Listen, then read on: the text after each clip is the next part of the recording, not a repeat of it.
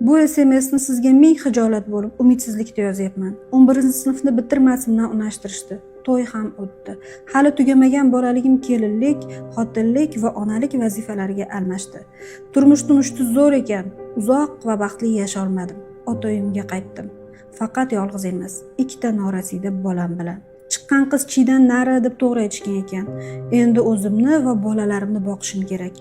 Osonroq va tezroq pul toparman deb salonga shogird tushdim. Aytganimdek na o'qiganman va na bir hunarim bor edi. Qiynalyapman, lekin farzandlarimga yaxshi kelajak berishni istayman. Sizni ko'p kuzatdim. Oldingizga borib o'qish orzuyim, lekin hozirgi sharoitim Toshkentga borib o'qishni ko'tarmaydi. Butun hayotim shunaqa sinovlardan iborat bo'lsa deb qo'rqib ketyapman. Onlayn kurslaringizda o'qiganlarni ko'rdim.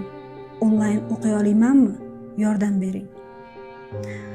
Ruxshona 23 yoshda. Shu va shunga o'xshagan SMSlar juda ham ko'p keladi.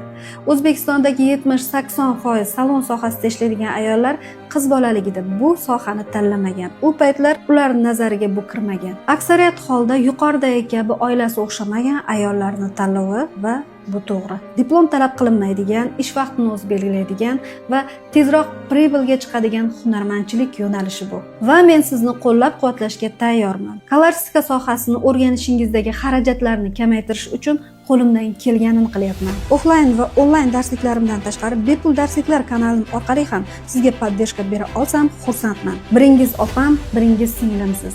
Eng muhimi, farzandingiz kelajagi uchun taslim bo'lishga haqqi yo'q bo'lgan kuchli ayolsizlar.